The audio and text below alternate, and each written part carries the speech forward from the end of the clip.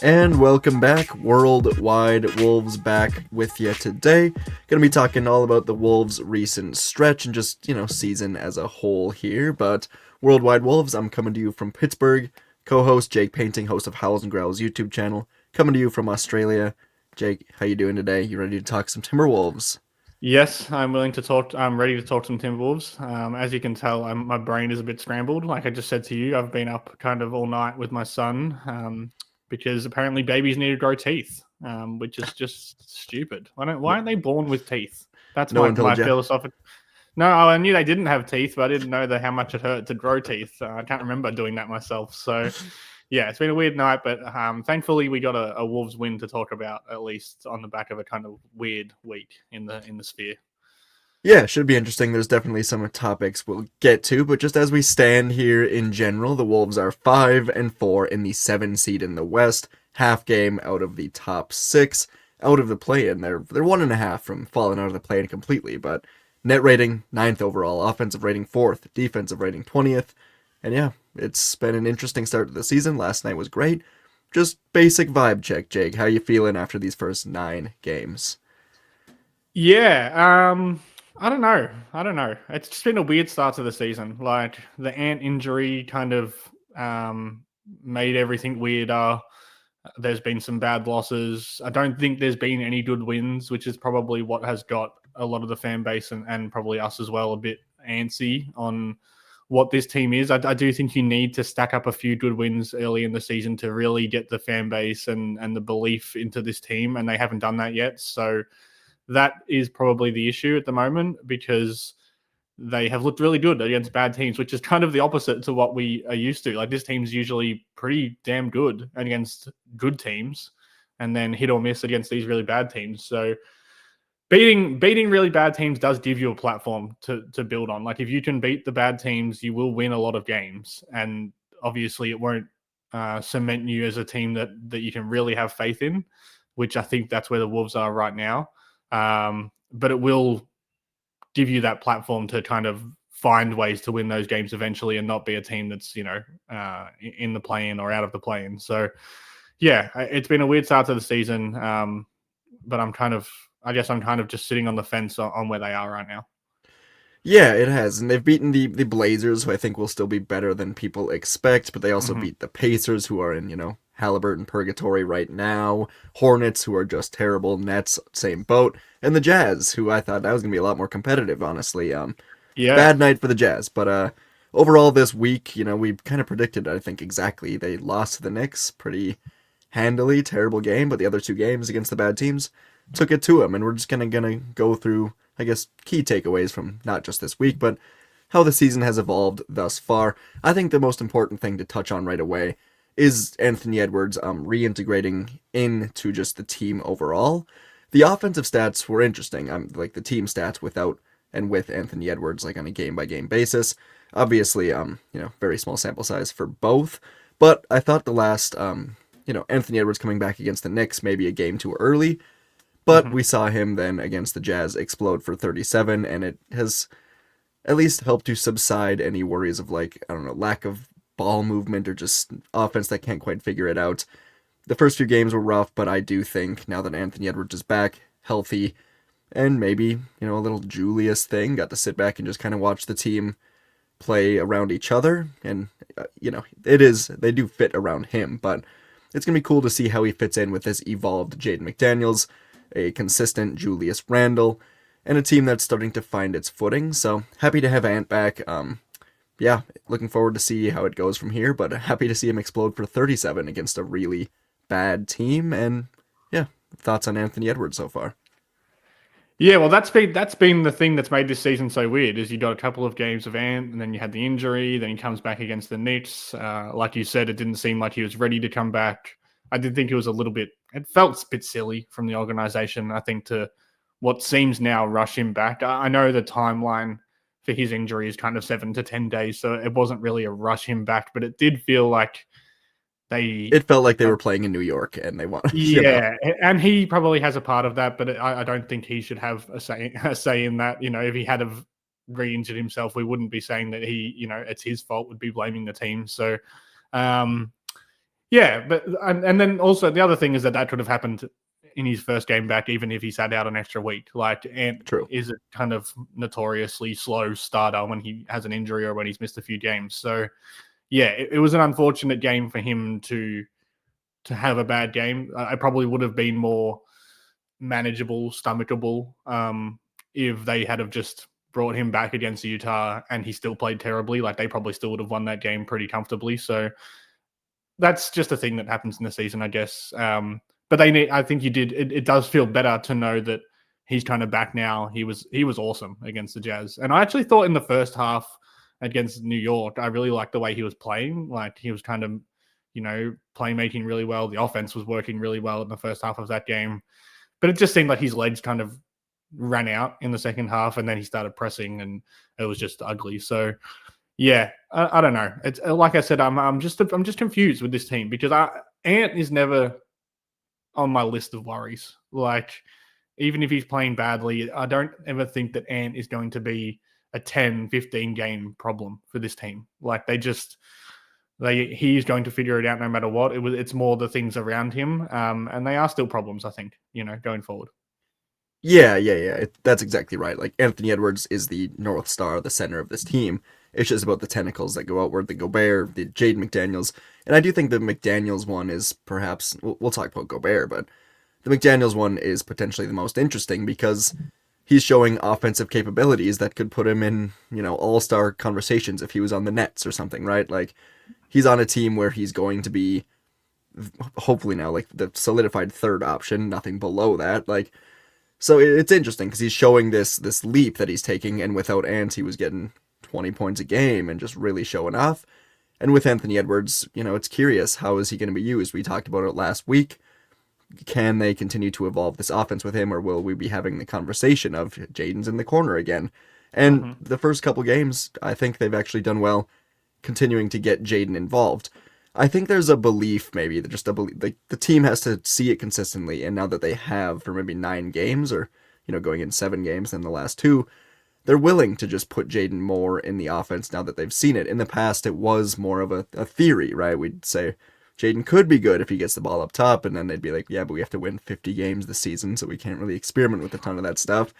And now that we're seeing it consistently, it's proving to be a legitimate third option. He's averaging 18 a game, which is crazy, and shooting extremely well. Even from three, shooting extremely well. When that comes down a bit, how will that affect his overall play? But yeah, the Jaden McDaniels tentacle off of Anthony Edwards is the most interesting and maybe the most positive so far to come out of this season. And I know you're extremely happy about that. It's something we spent a long time talking about throughout Yeah. the offseason and preseason. So, Jaden McDaniels, man, I mean, he's living up to expectations, exceeding them. And yeah, what do you see in there that you're liking and maybe want to see more of?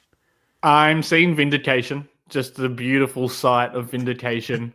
Um, yeah, it's just I feel like you said, it was always theoretical with Jaden that we've seen it in small doses before. We've seen it when Ant's out, or we've seen it when Julius is out, or Gobert. And it's a great point that I think you make, that Finch is definitely, you have to prove it to him more than once before you get the leash to do these things. Jaden needs to prove it. Rob needs to prove it still if he wants to play 18 minutes every night. J needs to prove it in garbage time, maybe another 10, 15 times before the trust is there to play him in real minutes.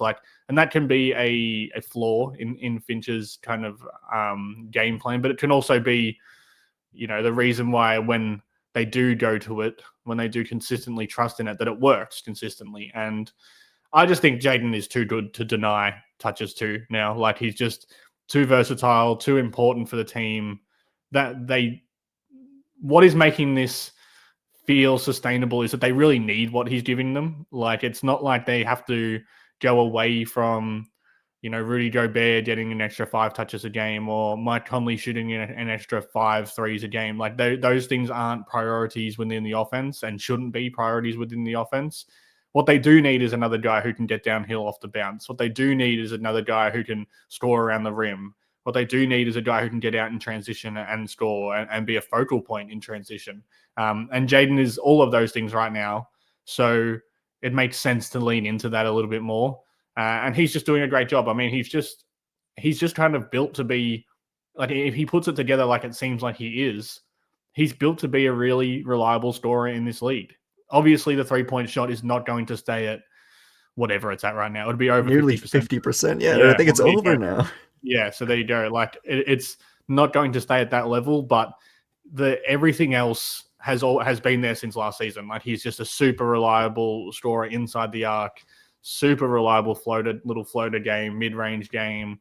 I think what has needed to get better for multiple years that is at the standard now is his ball handling. Um, like I've said before, I remember at the start of Jaden's career, like 2 dribbles was the max. You know, if he took more than 2 dribbles inside the arc, it was probably going to be a turnover. So now it just doesn't seem like he's going to turn the ball over at all. He's not, Kyrie Irving, but he's very reliable with his handle to get to his spots. Um, and make he knows his spots now. He knows he can get into that mid range. He knows he can do that little D cell kind of holding floater layup thing that he does. Yeah, it's awesome. Like the 18 points a game will come down when the shooting does, but if it can level out at 16, if it can level out at, what's he at? 10, he's at 9.2 2-point shots per game. So that feels about right to me. Like, I don't think it shouldn't take too much finagling to get him there. You don't have to take a lot from Ant. You don't need to take a lot from Randall to get him there. And I think both of those guys are kind of looking for Jaden and working well with him within the offensive structure. Yeah, I just think he's been awesome. And really, Minnesota's offense has been a kind of underrated part of this season. Like they've been terrible defensively, and we will talk about that every chance we can. But they've also been really, really good offensively. Like they're a top 5 offense right now. So, and I think Jaden, like having these 3 really efficient, really dynamic options to go to is the main reason there. And 3-point shooting, which I will have a video out tonight if my voice, you can hear my voice. If my voice holds out for another night, I will make a 3-point shooting video because maybe we can pivot to that just as we're talking about positives. Like, I think that's their identity right now. I've complained a lot on this podcast about them not having an identity. I think that is what it is right now. That's their kind of system, is that they shoot threes. They don't shoot like Boston or Houston in previous years level threes, but they shoot good threes. They generate good threes. They have a lot of guys who can make good threes. And they're one of the best shooting teams in the league right now, and that's kind of powering their offense. Yeah, my only worry is just that there will be regression there. Julius is shooting extremely well. McDaniels, Conley is shooting extremely well this season. Mm-hmm. There are guys that, Anthony Edwards is going to consistently be an elite shooter. Hopefully Dante is as well. But it's also, they're not like overly relying on it with, Randall and McDaniels. It's not like McDaniels is averaging 18 and it's just a bunch of threes. He seems to be sparsely, maybe the numbers don't exactly back this up, but like to me, he's not searching for the three or just like taking a ton of threes in general. I mean, maybe, more because they're going in lately, but in general, there's going to be some regression to that area, but it's not something I'm extremely worried about or expecting like a huge offensive fall off to come with it. Yeah. It's just they're getting good looks, they're falling, and there won't be like a huge fall off, but when it does come, curious to see just what the team looks like overall. And we've seen sometimes when this team maybe snowballs offensively or they're just not hitting all their shots, it seems to create the snowball effect for the entire team. So, they're hitting shots as a team right now, but curious to see, as shooting does, the variance when it goes the other way, what it looks like for the team overall. But yeah, right now, loving it. And there is the other side of the defense is not going to be this bad all year. Maybe I'm wrong about that. Maybe Nickeil Alexander-Walker is Wemby level and he was really gluing this thing together. But I truly believe if the offense goes from 4th to 8th, the defense is going to go from 27th to at least like 15th, man. Like it has to, right? Maybe I'm too optimistic, but this team it's too talented on defense to continue being bottom, not even bottom 5, but like bottom 10. They've got to make a leap. I think they will.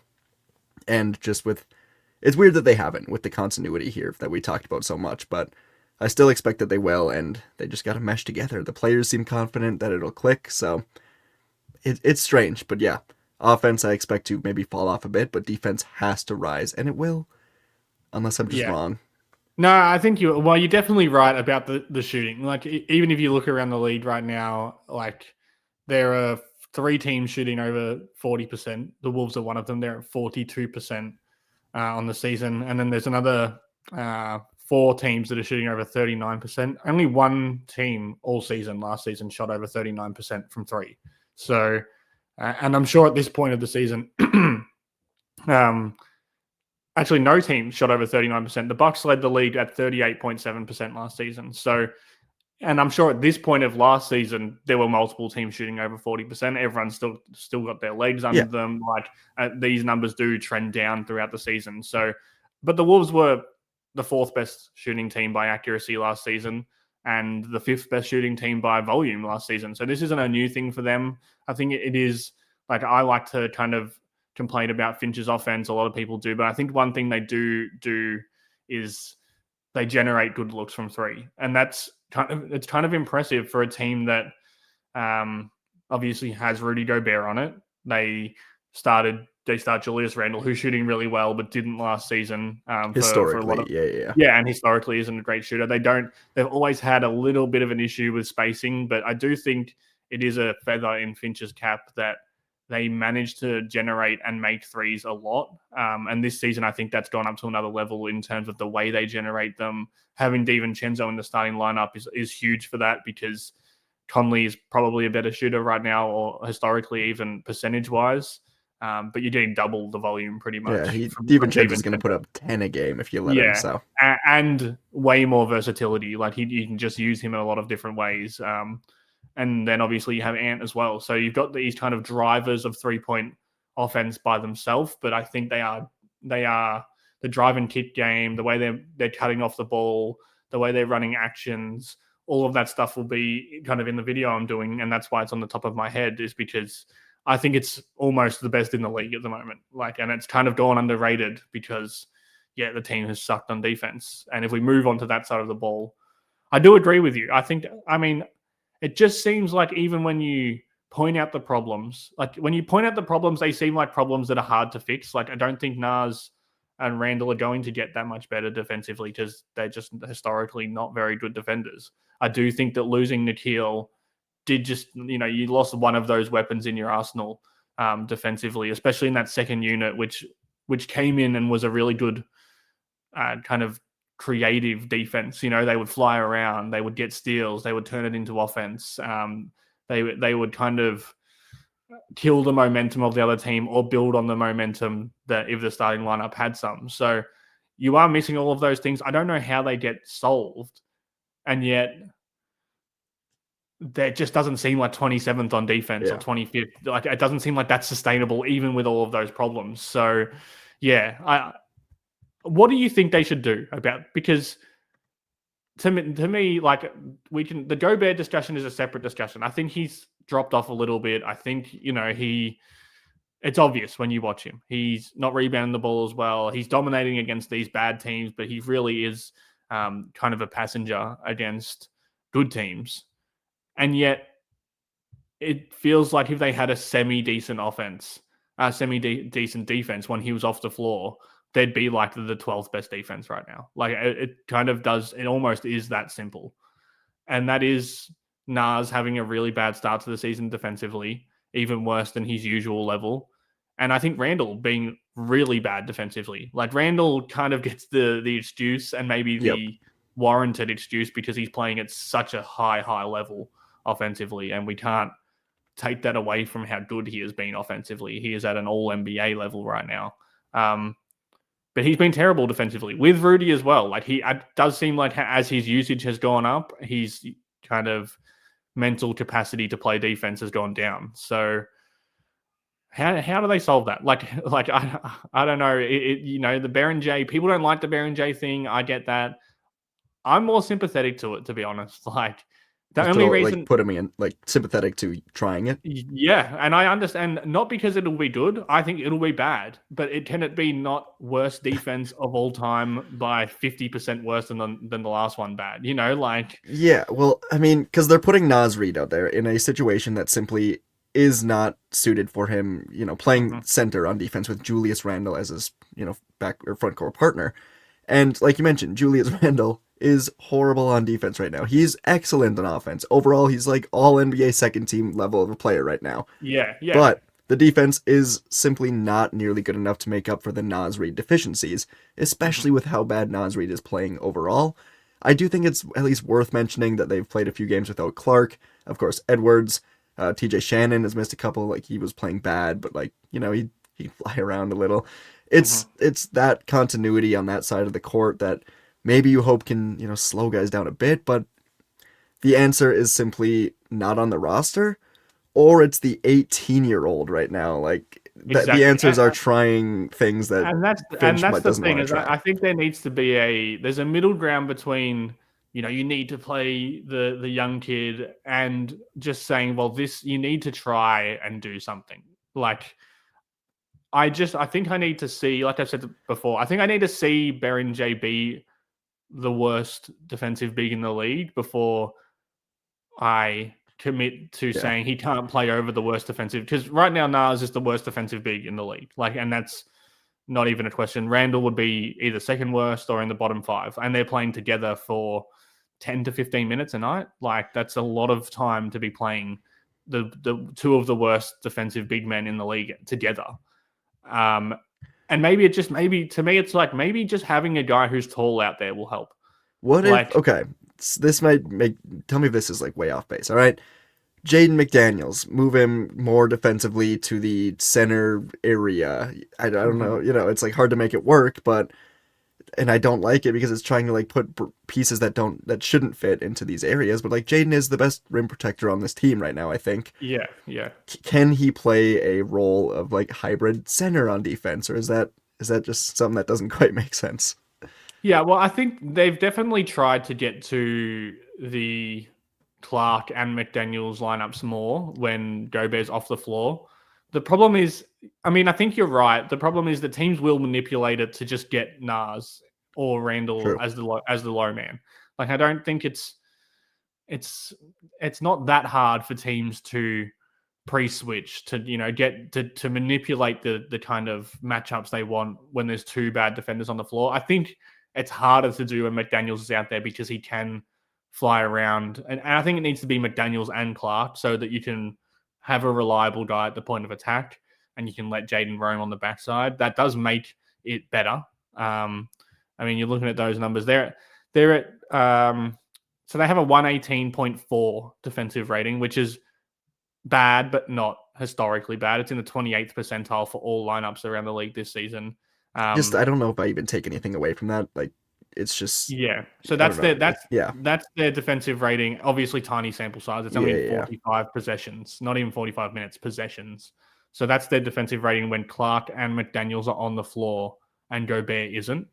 They also have 142 offensive rating. So that like that lineup or those lineups with those three players included, four players, is a massive positive. I do think they've been trying to get to that more often. Um, that would be, I think that's Finch's solve to this problem. I think, and I don't think it's a bad idea. Like I said, I don't want to sit here and pretend that Baron J would save the defense. Like I don't want to do that. I think I'm just wondering how bad it would be. Like his regular bad, because that lineup is regular bad, 28th percentile. Right. Like and you can deal with regular bad because the thing is that when Gobert's off the floor, they're a good offense. They're a really good offense. Even with Nas not playing well, they would be banking on Nas playing better. I think we're banking on Nas kind of starting to get better as the season wears on, offensively, that is. Yeah, Um, that's always been the counterpoint, I think, if you asked Finch, would be, well, we become this offensive juggernaut when Joe Bear's off the floor. Like we can space the floor. We have multiple bigs who can play off the catch. We have multiple bigs who can shoot. We have two, three, four ball handlers on the court. There's no one standing in the middle of the lane blocking the rim. Pretty much playing defense on us as another defender. There's no one who can't catch the ball out there. There's no one who can't make a play or make a free throw. Like all of the things that you get frustrated with watching Gobert, that's all gone. So it's kind of like that would be their solve is let's be a really great offense and a bad defense, but not the worst defense in the league by far. Yep. So And I but when think, we also when we bring up Baron J, there's potential offensive upside too. Like we're saying the defense is going to be, probably bad. He's 18. He's extremely raw. The talent is there. He's going to be the Gobert replacement hopefully in a year or two or months, who knows. But the offensive upside, like we see it when he gets in the game. He seems to be more talented than Rudy Gobert on that end. So it's like at least a bit of a boost on that side. It's as long just as the as long as Joe Ingles plays with him, we'll yeah, be fine. it's just such a stark difference in play style with and without Rudy. So it's like if you could get Baron J out there, just try to Well, can you play? Can you play the same style? That would be a question that exactly, maybe is a exactly. good one for Finch. Is does But that? the answer is like yes, but it would be so much worse. Yeah, And at that exactly. point, is it worth it? And that's the big question. And that I think would be Finch's issue is Yep. how much worse do you get offensively? Like even if you get a little I think even Finch would admit they would be a better defensive team if he played Baron J. Just because he's tall, he has center instincts. He's been even if he's only been playing basketball for 4 years. How long's Nas Reed been playing center? Like that's why that argument falls flat for me because I think he's played as a center for longer than Nas Reed has. And he knows what to do, and he's also huge, and he's an athletic freak. Like I think we all kind of say that, but I wonder how many people in the league are more athletically gifted than Baron J if you account for size as well. Like it would have to be single digits.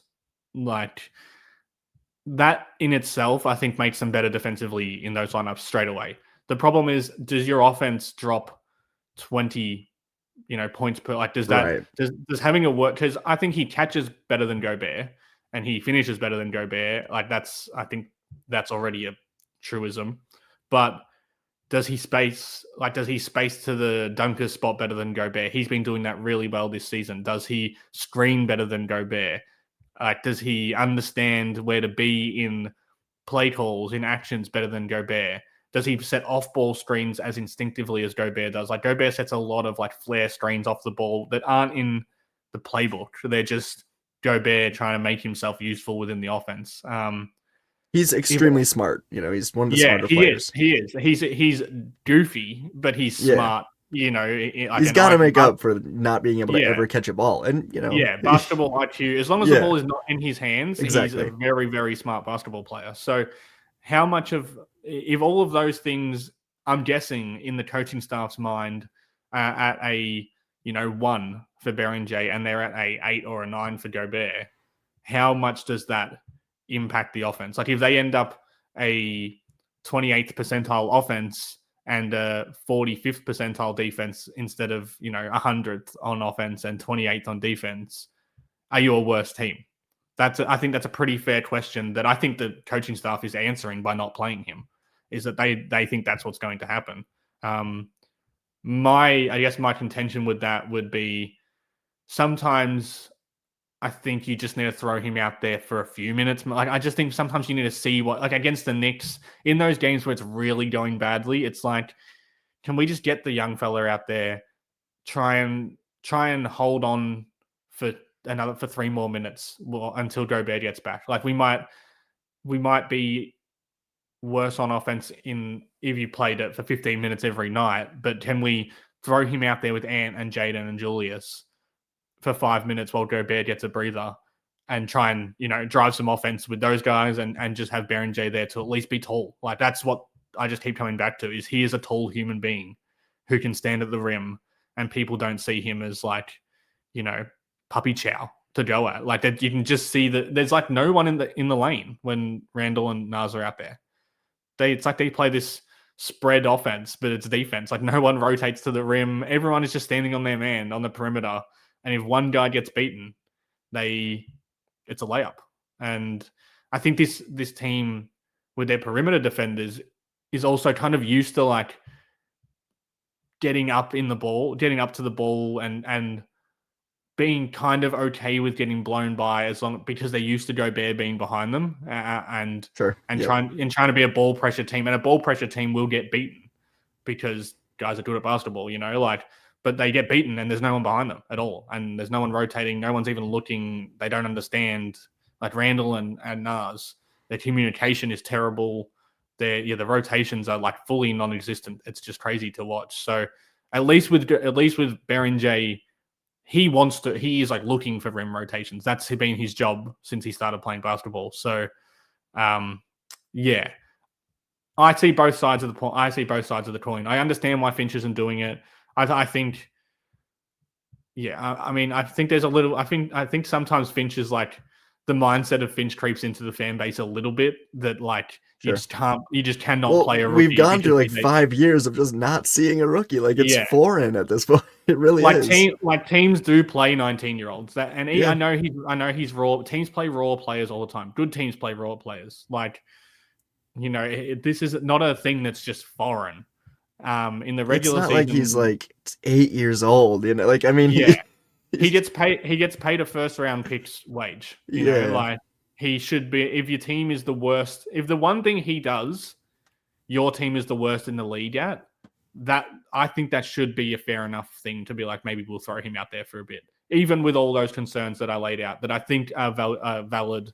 And I think if Finch was here right now, he would just echo those things and say, look, we cannot survive having a worse kind of offense when he's on the floor. And I think he'd also say, I don't have minutes for him, as in yes, Randall. especially with That's probably the politics of main. it all. Yeah, that's probably the main thing is you'd have to play Nas at the 3 in that situation. You can't just play Nas 16 minutes a game.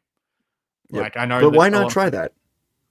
because you just can't. You can't upset a guy who you've No, no, paid no, all no, this not money. 16 minutes. Why Oh not? yeah, Yeah, no, no, no, no. Like I get yeah. that. I get the Well, money thing and all that, yeah, but yeah. that would be my solve as well. Is that you for those nights it's going to come at the cost of probably Dillingham, or it could be Conley. Like you just shift everything down instead of trying to shift everything up. Yeah. Like I wouldn't. I'd kind of love to see like Berenjay, Randall, Nas. Like Nas will get beaten. Nas is going to be a bad defender at the 3. Yep. Well, he's a bad defender at the 5.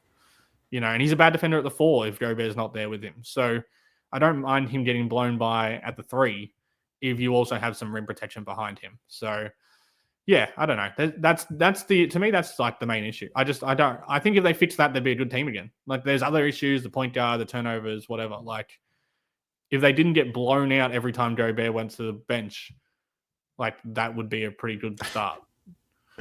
And it's so weird because for so long, I mean, even still, I look at Rudy Gobert and I'm like, is this a guy that Mm-hmm. you can win a championship with playing 30 minutes a night? And No, I don't know. Yeah, like not this certainly version. not. Yeah, not this version I of like mean, not they yeah, need yeah, to not with this yeah team. they need to sort out kind of the Gobert thing as well. That's the weird part of this is that these numbers make Gobert look so great and Yeah, exactly. defensively he does make such a huge difference. But like, yeah, I don't know. He hasn't been at his best either, and they feel fallible even with him. So.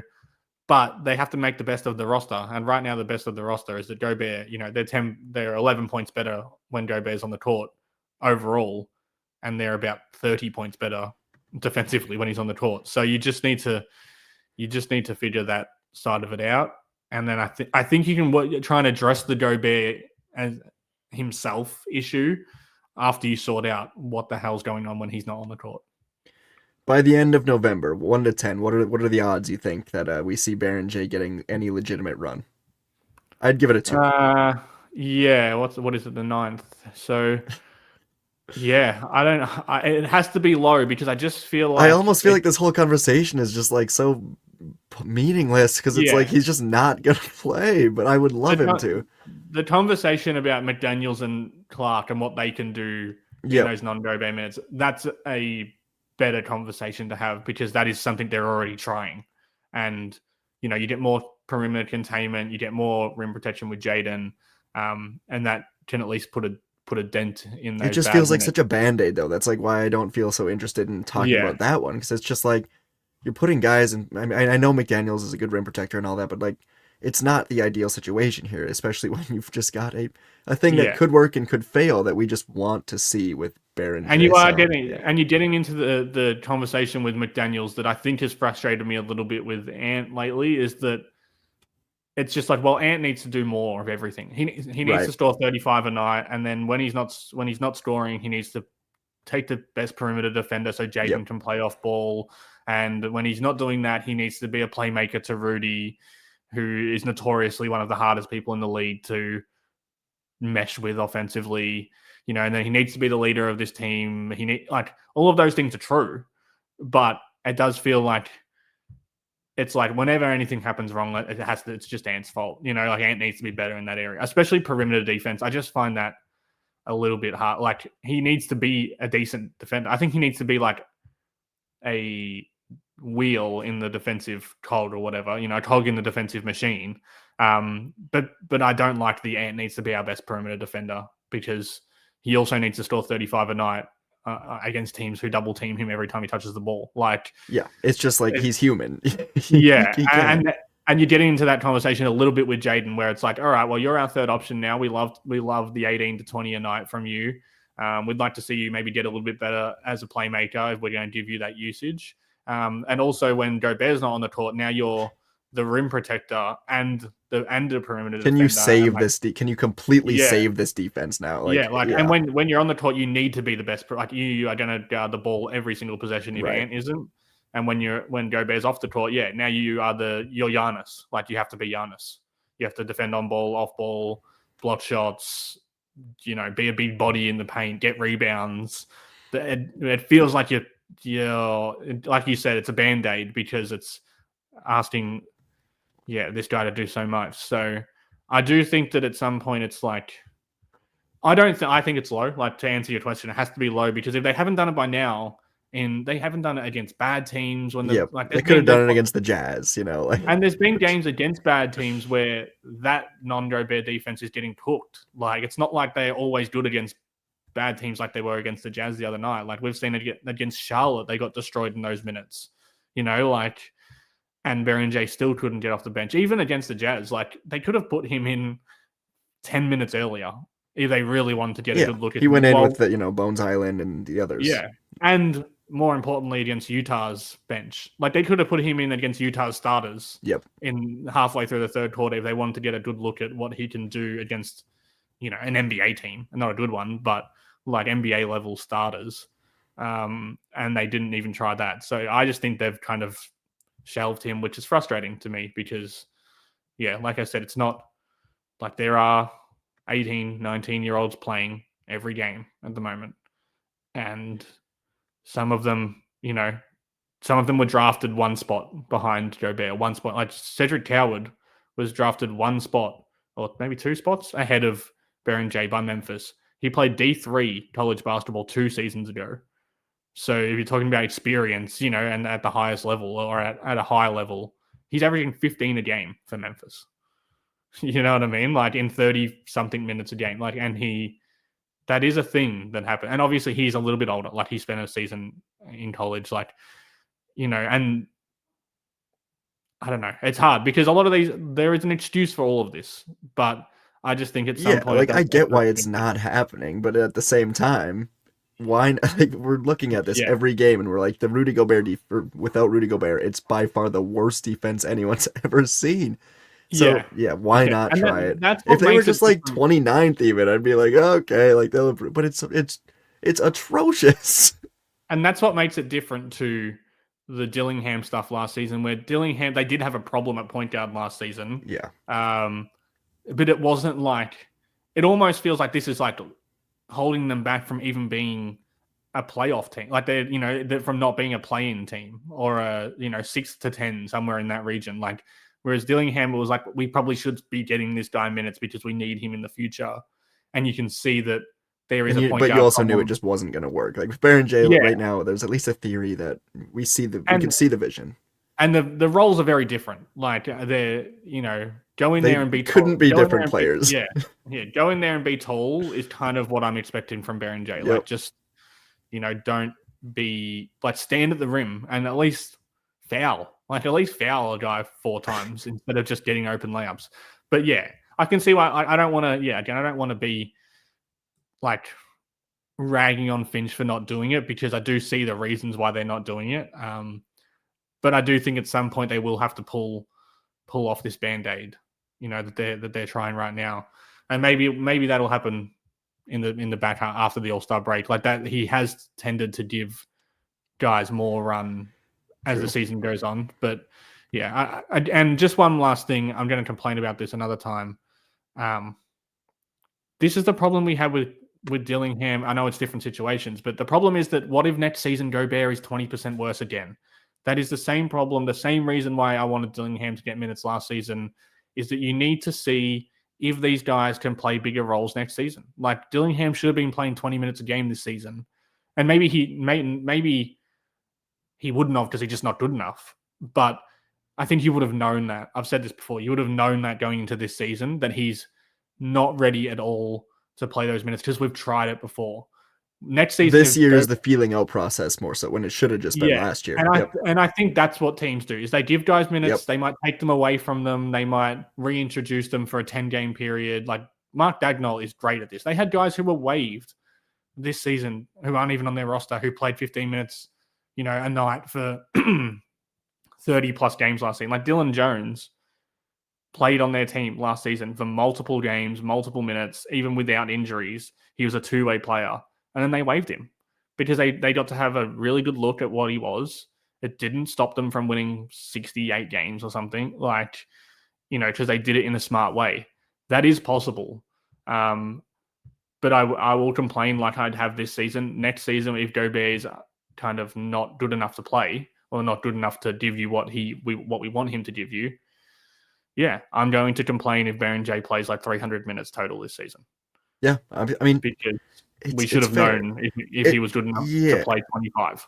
And we went over it. Like, there's just not like there's not a backup center. If there was a backup center that was, 28 years old and just playing poorly, and we were like, get Baron J in there, it wouldn't make as much sense. But Mm-hmm. it's Nas Reed, and we both agree he's not exactly suited to be that backup center, and And he you're just not doing hasn't him, been. and you're not doing the guy you just paid $25 million Exactly. a year any favors by putting him in a role that doesn't work. It's like whether it's killing his offensive rhythm or kind of mentality. Like he's always been a guy who gets down on himself. I think when things are not going right now, and I think you can see he's down on himself. Obviously, he's had some horrible things happen off the Right. court, which is definitely playing a factor. And I'm going to keep giving him grace for that.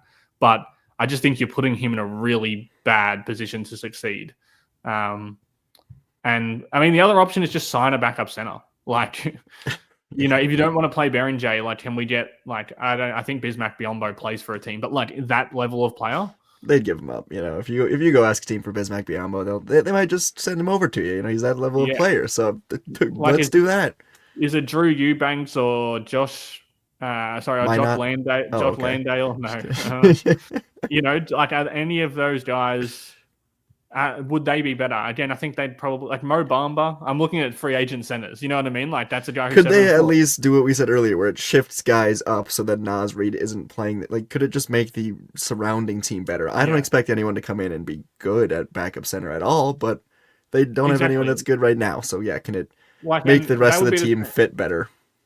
that would be the same question they're asking. Like, if they sign Alex Len, are they way worse offensively to the point where they just kind of end up being mediocre at both? Like, bowl, like, but I'm just I getting mean, they're taller not and playing taller. 30 minutes either. Like, you'd come in, catch a ton of DNPs, but like situationally, Yeah, try a yeah, backup center once in a while. and you can still play the Nas at the center with like, but can you like play? Can you play Cody Zeller 6 minutes in a game where things are really going wrong Oh and you just God. cannot rebound at all? Like, that seems like a worse option to me than just playing your first round pick. But it seems Who, like more of a Finch option, maybe. yeah, but if that, I guess that gets to the point that we're both kind of dancing around here is that we don't believe that the Nas and Randall thing will just get better, which might be what they believe. Right. Like, I mean, I guess I did. When I said earlier, like, the defense is going to get better, it was more like they simply cannot get worse than they are right now. I don't really believe that the Nas and Randall pairing is just like the, 18th best defense. I just don't Hmm. think it's the worst defense in NBA history, pretty much. Yeah. So, like, Well, yeah, yeah, I made a tweet the other day that they are 20 points worse than the worst defensive pairing in the league last season. exactly. Yep. Yep. Pairing of players. I think it was Colin Sexton and Keontae George for Utah. So they are 20 points per 100 worse than that. So odds are that they're not, that they are going to get better, because Right. it seems unlikely that they're the worst defensive pairing in NBA history. And they've got good players around them. It's not like they've got Keontae George Yeah, and Colin yeah, Sexton around them at the yeah. perimeter. So, man, But then it's it's also a like conundrum, if you get 10% better, you're still the worst. right? Like you need to get And how much probably, better can you expect them to get? Right, yeah. right, right. If you probably need to get 30% better to be like just an average bad, pairing. So I don't know. It's weird. It is weird, and I don't know what's gonna happen. I don't. We'll see, but I guess we can move on to. We're on like topic what 2 or 3 now, so it should be good stuff.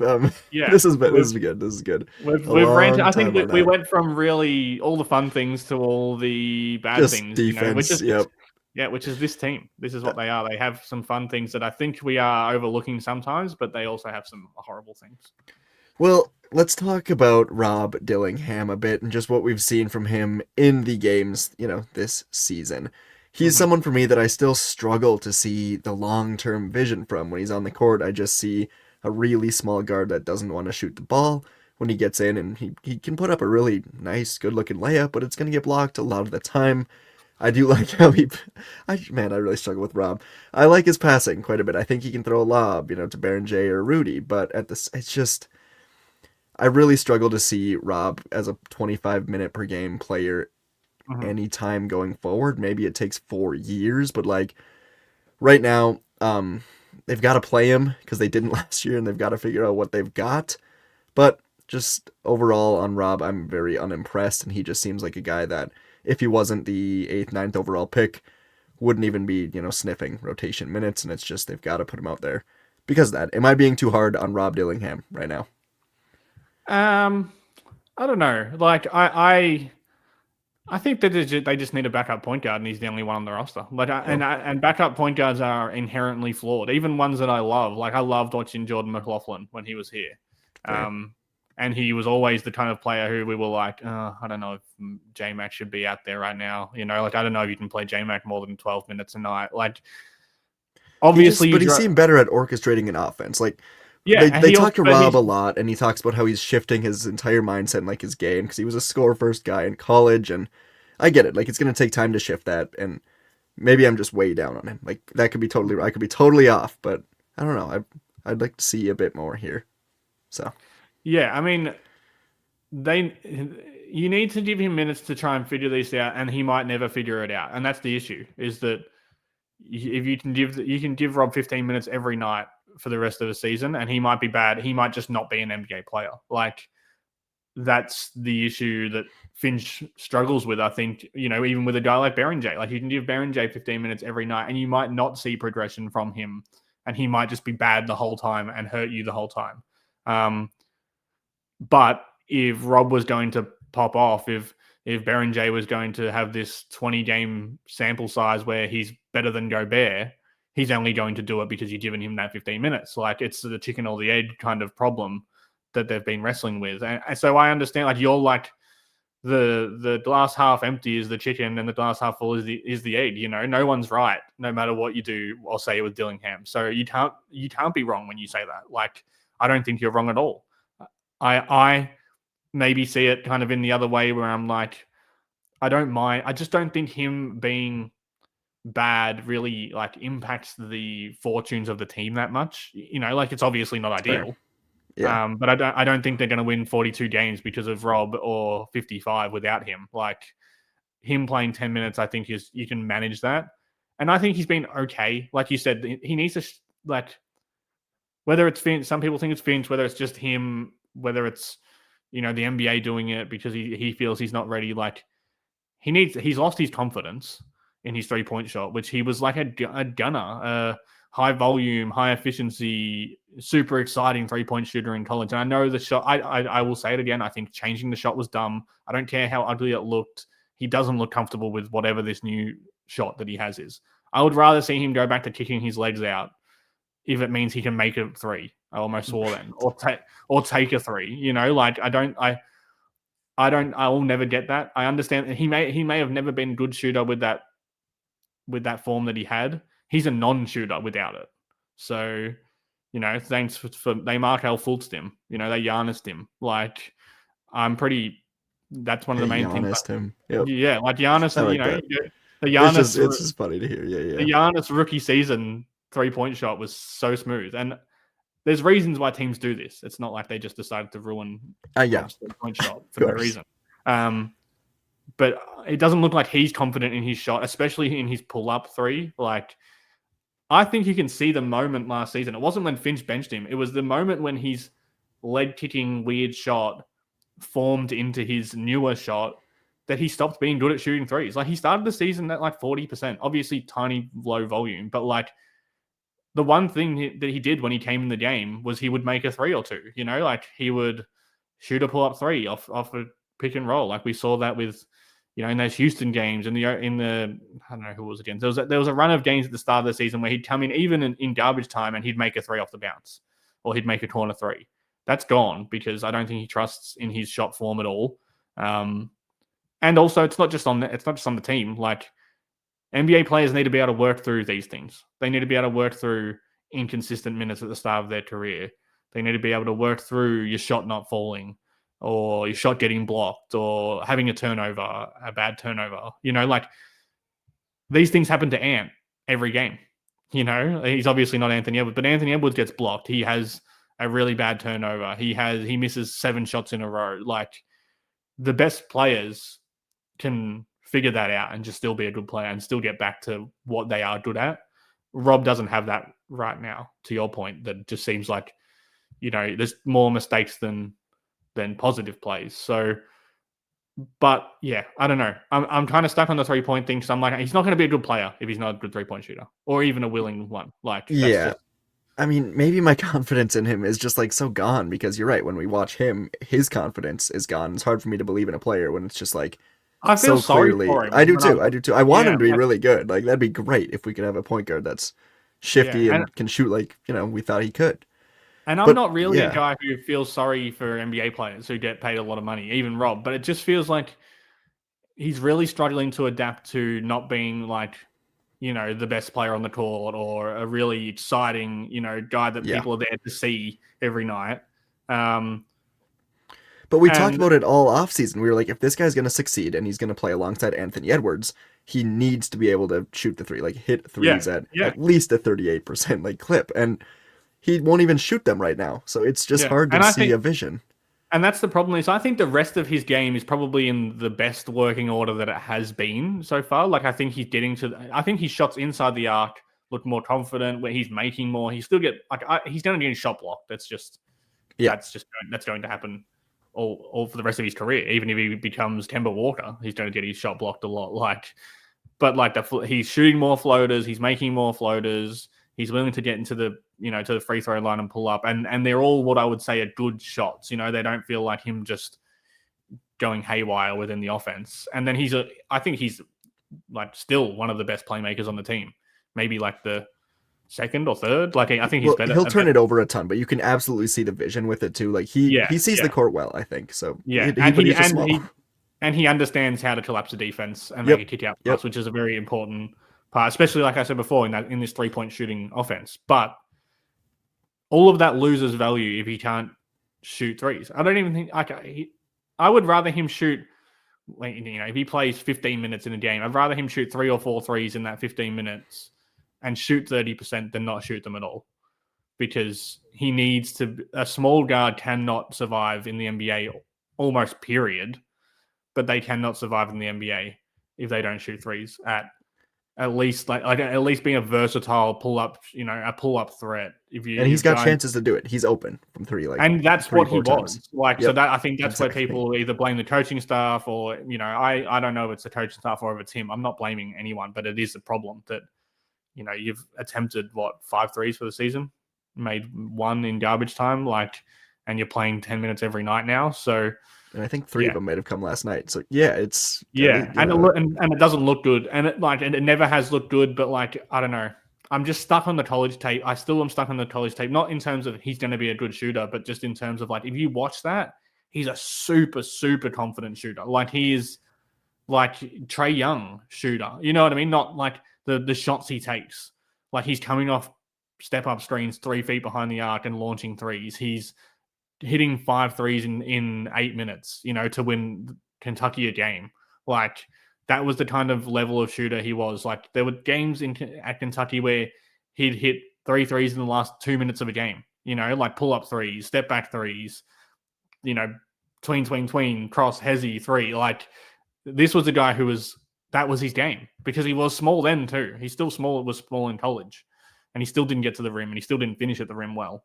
But he had this three ball that kind of Right. carried him, and with his handle and his ability to pass. But if you don't have the three ball, you're not a good player. I just think that's pretty much the long and the short of it, kind of. Yeah, I mean, it's such an interesting conversation to me, as I've coined him the most interesting player on the team this year. It's just because again, like, I'm too hard on him. I understand, but I struggle to see it. They're just trying to, I don't know. It's like they drafted this score first, high volume shooting guard, and it's like they don't want him to be that really at all. So Yeah, it's like Finch and Conley never had a conversation I about know Dillingham. Like that's what it it's feels like. yeah. It feels like Finch Conley drafted him and said like, "This guy's awesome. Figure out how to use him." And Finch was kind of like, "Oh, I don't want this player But on my then team." they're like, well, then they made the trade for Julius and Dante, so Rob was out of the rotation. It's just like, I Mhm. don't know. You took him ninth, man, or like, Yeah. like, can It's you it's not? weird, and he is getting 12 minutes a game this season. So like we can complain about a lot of things, but I think that's not like 12.6 minutes a game is probably where like they have made an effort. Last night they were playing him with Conley. Like Finch is making an effort to play him, so I will give him credit there that Finch can only play him. Like it's not Finch's job to make him Like a like I mean three. Or, I try yeah, it kind of is, like but it's not Finch's job to be like play good every single night. right, right, Finch right. needs to give him the minutes and Rob needs to pay him back for that. So I don't think he's been bad. I just think the three ball is limiting his game. But I think a lot of his game, like I said, is looks more polished than it has in the past. But it's still not at the level where you can trust it to be like this is point guard one of the future. Yeah, and we didn't really bring up defense because we know what we're getting there. I want him to keep gambling. I think the gambling has actually gotten a bit Yeah, worse. He hasn't really yeah. succeeded there, and maybe teams are But I just think I expecting that. think But yeah, yeah, I think yeah, I like the way he's defending. As in, yeah, I like him trying things. He's not be going to Jalen his Clark, but like you're never gonna be nearly as yeah. good. But like, And it be does, and feisty. when it comes off, you can see the kind of vision. And I will also say he's one of the well, I think everyone kind of falls in under this umbrella, but when he plays with Gobert, I think they have like a 107 defensive rating. So I would try and that's another area you could probably prioritize. If you are trying to prioritize Rob, I would prioritize playing him with Gobert because And he's playing him willing with to Nas, throw Rudy a lob once in a while. So, yeah, but playing him with Nas and Julius, oh god, that seems like just that's putting your like head putting in Colin guillotine. Sexton. That there you Yeah, yeah. go. Okay, but before we wrap up, let's Yep. quickly because it's a weird week. I'm running out of time here. We went 3-0 last week. We both predicted they would beat Brooklyn and Utah and lose to New York. So go us, go team. Do you have our season records? Yes, I am. So they have played 9 games. I have correctly predicted 8 of them. Go, Whew. and you have correctly predicted 7 of them. Good. All right, that's pretty Um, good. If it was like yeah, one or something, I'd be like, all right, I'm quitting. Yeah, But all there's right. only one game that we've gone different, and because it's been a kind of it's been a weird start where they've played a lot of bad teams where you just have to give the same prediction, and this week's no different. Sacramento and Utah. Until we record next, I'm guessing you think they're both going to be wins. I mean, okay, so looking at the schedule, yeah, I do. It's Sacramento scares me a little Sacramento, bit. it's Sacramento, Utah, and then Sacramento again until we record again, right? Yes, Yeah, yes. okay. Well, yeah. Yeah. Sorry. So I was making sure we were on the same page. All right. They play. Well, it depends because they play Friday night. The Yeah, second, well, the we always second, record either Friday evening or Saturday evening, so yeah. So the second Sacramento game is the Friday night. yeah. They scare me a little bit, Sacramento, because they are the type of team where it's like they have a lot of players who can just go off. Like Levine could score 40. DeRozan, they've always struggled with DeRozan. Jaden struggles with DeRozan. Sabonis, Gobert struggles with Sabonis. True. Westbrook is kind of the opposite, but he's been playing really well, actually, Westbrook. So that's the only one. I think the Utah game after last night, wipe that as a win. Like we just slate that down as a That's win. easy. Yeah, I mean, if they again, it's I I guaranteed might. the Nets won last week. I'm gonna guarantee this Utah win. They're not gonna lose to that Jazz team. I'm going to give them one. I'm going to go 1-1 against Sacramento. You got to pick which one they're gonna lose though. I think they will lose the next one. I think they'll lose their next game. Interesting. Okay, I just feel I like they're a little bit of a team that will be riding high after winning by 40, lose to Sacramento, then get back on track and win 2 in a row. I'm going 3-0 this week, Jake. I'm going crazy Okay. optimistic. All right, I Baron mean, that's J's not. gonna get in. I don't think Rob's gonna go crazy, but you're not out on a huge limb there by saying they'll beat no, Sacramento twice. they're 3-6, and they're dude. DeRozan, Schroeder, Westbrook, Levine, Sabonis. Who's putting this team together, man? What? I've watched the Kings a bunch this season because I just think they're the funniest team. I love They're that team. hilarious. I love them. They're terrible. They're stupidly Like those are all rostered. good players, though. Like objectively, Yeah. but like not really. Just DeRozan and Levine are two of my favorite players in the league. Like I know their flaws, but in terms of just sitting down on a Thursday, and you're bored and you put a game on, they're two players that I've watched for a lot of years just because I think they are fun hoopers. So on the same team is funny again. Chicago now, and it's no surprise that Chicago are kind of thriving without both of them. But yeah, I just think that that's the type of weird team that would beat Minnesota once. I mean, they definitely could. I also need to get back here and get a game up, try to tie You our do, records here. yeah, But you do. so I'm going 3 and And 0. But at some point, we do need to, right. choose But different teams. I do feel like this isn't me just being like I want to tie our records. I don't think they're gonna lose to the Kings if I'm Yeah, and being that's honest. fair. That's fair. It would be Maybe a good they week to yeah. go 3-2. You go 3-0 against these teams, and They got to start yeah, playing well eventually, or they don't. yeah, But like they're supposed to be a pretty good team here. and you can keep losing. Like I said, you can keep losing to bad teams, and it will be a problem. But if you're going to do that, then beat the bad teams. If you're going to lose to the good teams, you better beat the bad teams. So Right. maybe that's what they're doing. Yeah, usually we do 2 episodes and do game previews, but if you want to hear a preview of the Kings, the Jazz, and then the Kings again, I'm so sorry. Like, Go to Worldwide Kings. right? Oh god, that's tough. It should be a fun week for Wolves fans, not so much for Kings fans, but that's all right. They haven't had a fun week in a while, so they'll be all right. What were the Kings? The Kings were pretty good when a couple years ago. Yeah, maybe 2 or 3 seasons when they had Mike Brown as coach. They had a really. I think Shout out Knicks, yep. Yeah, I think they finished second in the West, maybe. And they lost in 7 to Golden State. That was a great series. That's I wonder what their franchise trajectory would be if they had of just won Game 7. Or just like not played 7 games, even if maybe they changed things earlier. I don't know. It's the Kings are a weird one. I don't know. They feel like they're just destined. I would have said this about the Wolves a handful of years ago, but it feels like they're just destined to be in this hell or this purgatory forever. So sorry. Yeah, you could always be the Kings. Every time the Wolves, Right. annoy you, just think you could always be the Kings. There are like 20 teams you could do that with that aren't the Wolves right now, actually. So yeah, even when the how about Kings that? beat them this week, Hey. still remember you could always be the Kings. It Yeah. could be worse. All right, that's good stuff. You want to talk about Johnny Juzang, or you got to get out of here? Oh, all right. Thank you. Don't Jesse tempt you. Edwards. Yeah, Jesse Edwards. All right, no, we're I don't unraveling. even think he's getting minutes down here, so he might be. I don't know. That was a Oh, lie. because he's playing in I'm Australia. You're just making that up. I'm just assuming he's not. Amazing. All right, He's that's getting our like Edwards segment. he's getting like 5, 8, 10, 12 minutes a night. Jake, nobody cares. All right, we're gonna. He had 25 and 7 the other night though. It makes me angry. Jesse Edwards? 25 and 7 against the Adelaide 36ers. All right, in the next 17 seconds, one more question. Josh might not regret 1 to 10 instead of 2. TSJ or something. 2, yeah, I don't really, 2, yeah. whatever. He's gonna fall. He got opportunities last season and he sucked. So yeah. All right, that's all I got for you. Thanks everyone. See you Bye. next week. 3-0 week. See you after that. Bye.